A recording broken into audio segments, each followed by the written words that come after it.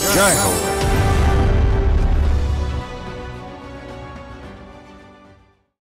ఆమె పలికే పరామర్శ, ఆ అమృతమయ లాలనే ఓ ఆత్మీయ స్పర్శ.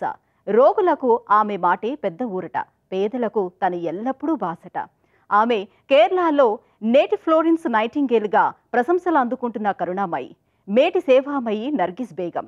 కోరికోడ్లోని ఫెరోక్ ఆసుపత్రిలో నర్సుగా పనిచేస్తూ జీవితమంతా సేవకే వెచ్చించిన ఆపద్బాంధవి. సేవకు కొత్త నిర్వచనం ఇచ్చిన ఈ దయామయి కథనం మీకోసం.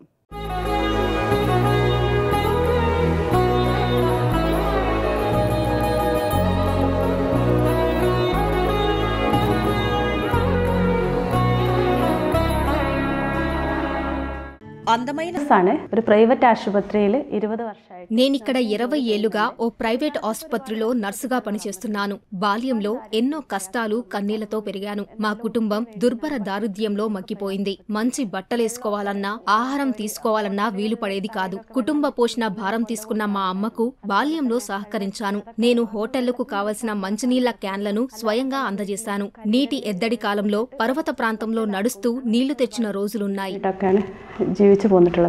నర్గీస్ బేగంగా సుపరిచితమైన టీపీ రోజీనా కోజికోడ్లోని ఫెరోక్లో ఉన్న కోయా ఆసుపత్రిలో నర్సుగా పనిచేస్తున్నారు. ఆమె రామన్ తుకలా అనే చిన్న పట్టణంలో జన్మించారు. నర్సుగా చేరటాన్ని తొలుత కుటుంబ సభ్యుల నుంచి వ్యతిరేకత వ్యక్తమైంది. కానీ ఆమె సేవా దృక్పథం, దృఢ సంకల్పంతో సమస్యలన్నీ తేలిపోయాయి. എനിക്ക് സ്വന്തമായിട്ടൊരു വരുമാനമായപ്പോൾ നഴ്സിംഗ് പഠിച്ചു. నేను నర్సింగ్ చదువు చదివాను. ఆసుపత్రిలో పనిచేస్తుండగా కష్టాలు పడుతున్న వారిని చూశాను. వారికి సాయం చేయాలనే సంకల్పం కలిగింది. నా జీతంలో పొదుపు చేసిన డబ్బుతో నేను సాయపడసాగాను. వారి పిల్లలకు సహాయం చేస్తున్నాను. తొలుత అలా సాయం పొందిన వారు ఒకరిద్దరే. ఇప్పుడు ఆ సంఖ్య 400కు చేరింది. ఇప్పుడు అది 400లేറെ ఆളുകളായി. రక్షణ కోసం పనిచేశారు. రోగుల బాధలు చూశాక ఆమెలో సేవా దృక్పథం మరింత బలపడింది. ചെറിയ സ്റ്റൈപ്പൻഡ് മേടിക്കുന്ന സമയത്ത് 300 രൂപ സ്റ്റൈപ്പൻഡ് മേടിക്കുന്ന സമയത്ത് మొదట్లో ఈ ఆసుపత్రిలో నా పారితోషికం 300 రూపాయలే. అది నాకు ఆహారానికి సరిపోతుంది. కానీ నేను అందులోనే 30 నుంచి 50 రూపాయలు ఆదా చేసి పేద రోగులకు ఔషధాలు కొనిపెట్టాను. వైద్య పరీక్షలకు డబ్బులు చెల్లించాను.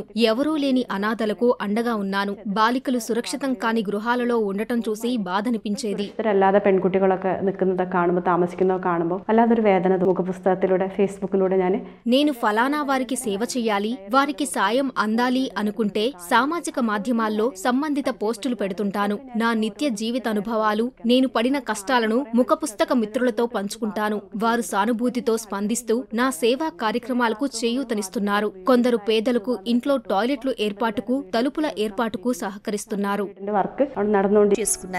Agency for developmental operation. ADORA అంటే agency for developmental operation in rural areas అన్నమాట. 25 ఏళ్ల క్రితం నెలకొల్పారు. గ్రామీణ పేదలకు మెరుగైన జీవనం కోసం పనిచేస్తోంది. నర్గీస్ గారు, మీరు మా సంస్థలో చేరితే ప్రజాహిత కార్యక్రమాలను మరింత పారదర్శకంగా చేయవచ్చన్నారు. అలా నేను ఈ సంస్థ ఎగ్జిక్యూటివ్ డైరెక్టర్ అయ్యాను. సేవా కార్యక్రమాలను ప్రజల చెంతకు తీసుకెళ్లేందుకు నాకో బృందం ఉంది. వారి ద్వారా నా కార్యక్రమాలను ముందుకు తీసుకెళ్తున్నాను. నర్గీస్ తన సేవా కార్యక్రమాలకు వేదికగా agency for the development operations in rural areas, సంక్షిప్తంగా అదోరా అనే స్వచ్ఛంద సంస్థకు ఎగ్జిక్యూటివ్ డైరెక్టర్గా వ్యవహరిస్తున్నారు. ఆహార భద్రత, మంచినీటి సదుపాయం, గృహ నిర్మాణాలకు ప్రాధాన్యతనిస్తూ జిల్లాల్లో కార్యక్రమాలను విస్తరించారు. ఆమె స్వయంగా ఇంటింటికి తిరిగి ఔషధాలు, ఆహార పదార్థాలు అందిస్తున్నారు.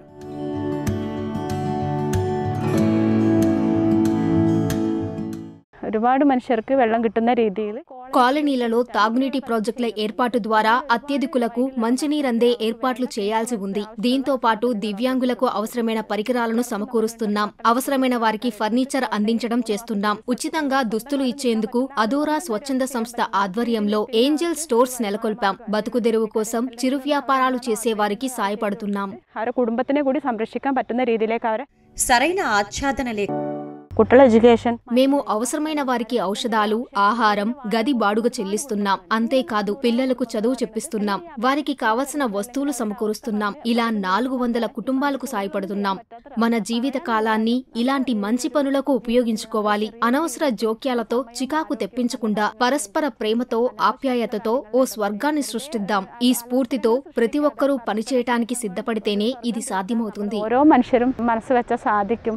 కోయ ఆస్పత్రిలో నర్సుగా 2 దశాబ్దాల తన అద్భుత సేవా పయనంలో నర్గీస్కు అనేక ప్రశంసలొచ్చాయి, పురస్కారాలు లభించాయి. నేటికీ అదే నిబద్ధతతో, సేవాభావంతో పనిచేస్తున్నారు. స్ఫూర్తిదాతగా, ఆదర్శ నారిగా నిలిచారు.